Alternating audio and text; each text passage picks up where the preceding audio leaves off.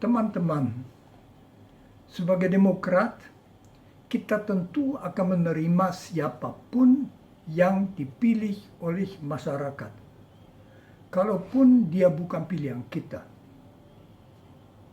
Akan tetapi dengan satu syarat, pemilu harus berlangsung secara jujur, adil, dan transparan.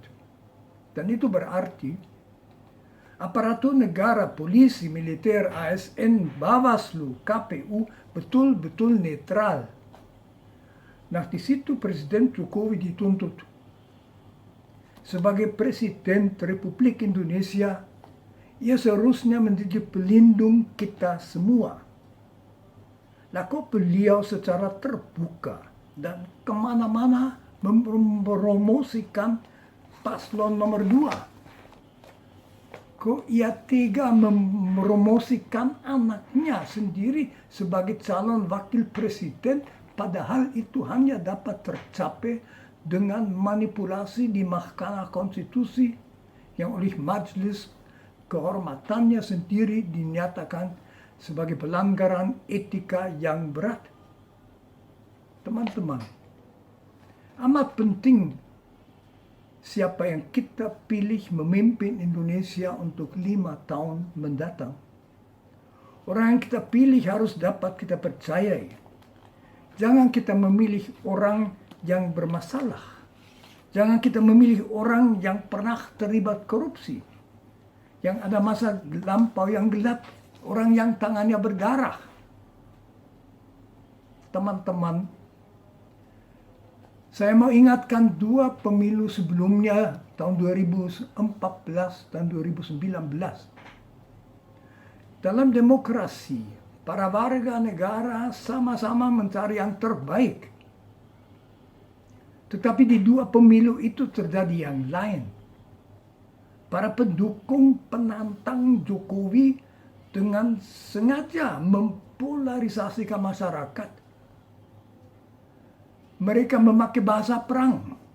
Partai Allah melawan partai setan. Dan di tahun 2019 mereka bicara tentang perang Armageddon. Perang akhir antara baik dan buruk. Teman-teman, itu jahat. Itu hasutan ke perang saudara. Kok sang penantang mengizinkan bahasa hasutan itu? Lagi-lagi 2019, dari quick count segera diketahui bahwa yang menang Jokowi dengan selisih kecil. Nah, kalau umpamanya penantang Jokowi menolak relevansi quick count itu tentu dapat diterima. Tetapi bukan itu. Ia malah mengumumkan tanpa dasar apapun, bohong dari udara kosong, bahwa ia menang dengan 63%. Sehingga para pendukungnya merasa bahwa pemilihan itu mau dicuri oleh kubu Jokowi.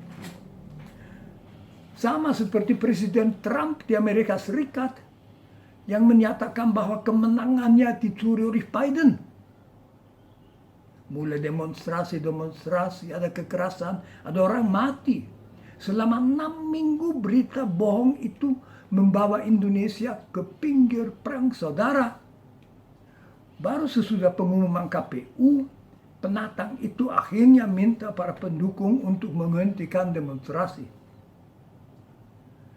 Nah, beliau sendiri membuka sikap dasarnya. Ditantang tentang etika kampanye, beliau tutus, etika dasmu. Teman-teman, apa kita mau menyerahkan kekuasaan negara ke tangan orang yang melemparkan etika ke tempat sampah?